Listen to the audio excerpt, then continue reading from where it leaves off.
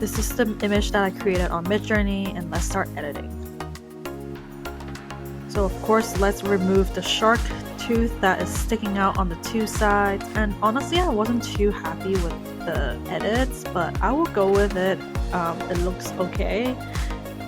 The structure is a little bit too complicated to edit to begin with, so then we're gonna start adding the DJ inside the shark's mouth, but it was giving me too realistic DJ, so I need to be very specific that I want an abstract shadow of a DJ inside, and I have some good options and I chose that one.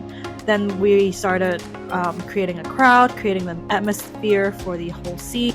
Then I started using the extension tool, which basically extends the image that I originally have, and here it looks so much better than what I originally have. It looks like a real concert, it looks like I'm standing in the crowd, and let's just do some edits on the top of the shark to make it look more like a stage, an epic stage design, and I love how it looks now.